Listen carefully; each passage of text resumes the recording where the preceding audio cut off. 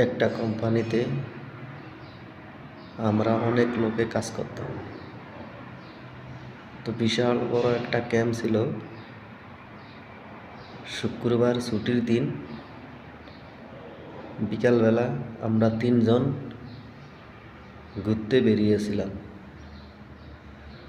2 ঘন্টা 3 ঘন্টা ঘোরার পর ক্যাম্পে আসলাম। ক্যাম্পে আসার পর আমি রুমে আসলাম। আমার সাথে 2 জন বাথরুমে গেছিল। বাথরুমে যাওয়ার পর এক লোকে যে বাথরুমে ঢুকছে, ওই বাথরুমে আরেকজন অজ্ঞান হয়ে আছে। তখন ওই লোকে আরেকটা লোকের ডাক দিয়ে ওই লোকটারে ধরাধরি করে রুমও নিয়ে আসছে। রুমও নিয়ে আসার পরে ওই লোকটাকে সবাই শোয়া দেখতেছে। ওই লোকটার কোনো জ্ঞান ছিল না, হুঁশ ছিল না। তো অনেক লোক জড়ো হয়ে গেছে ওই লোকটাকে দেখার জন্য। তখন ওই ক্যাম্প বক্স মানে পুরা ক্যাম্পের দায়িত্বমান ওই লোককে ডাক দিল। ডাক দিয়ে ওই লোক দেখলো যে তার কোনো জ্ঞান ফিরে না। 1 ঘন্টা 1.5 ঘন্টা অনেক চেষ্টার পরেও ওই লোকের জ্ঞান ফিরে না। তখন ওই ক্যাম্প বক্সে কী করলো, সব লোকেরে বলতাছে আপনারা বাড়িয়ে যান রুম থেকে। যেই লোকে দেখে ওই লোকেরে ওই রুমে রাখিয়ে দিল। বলছে আপনি ওই লোকটাকে কি করলেন?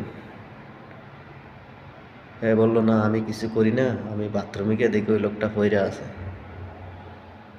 তখনও বিদেশের বাড়ি একজনকে আরেকজন ধরার কোনো নিয়ম নাই।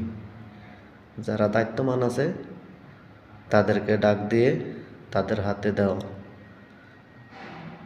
তা আমরা তখন নতুন, এই সম্বন্ধে কিছু বুঝি না।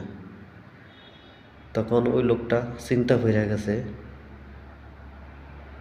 তখন অনেক দেখার পরে ওই দায়িত্বমান লোকটা পুলিশকে কল দিল। পুলিশকে কল দেওয়ার পর পুলিশ আস্তে আস্তে আধা ঘন্টা লেট হইতেছে। এই পুলিশ আসার পরে আমরা ছিলাম দোতলায়।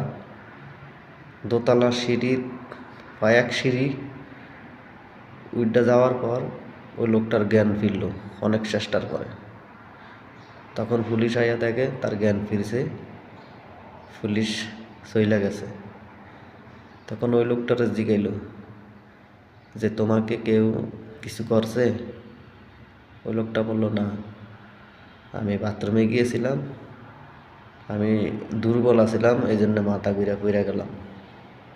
সারাদিন কাজ করে তো অনেকটা দুর্বল, এই কারণে আমি পইরা গেছি, আমাকে কেউ কিছু করে না।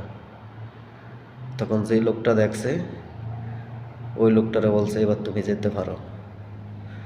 তখন ওই লোকটা বলল, বাইরে আইসা বলল আমি আর কারো উপকার করবো না, আর কেউ যদি হইর থাকে আমি আর ধরবো না।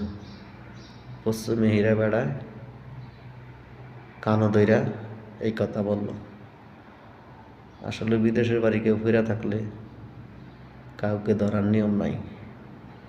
যারা দায়িত্বমান আছে তাদের হাতে বুঝিয়ে দাও, না তাহলে পুলিশকে খবর দাও। এই হইল প্রবাসে, চাইলে সব কিছু করা যায় না।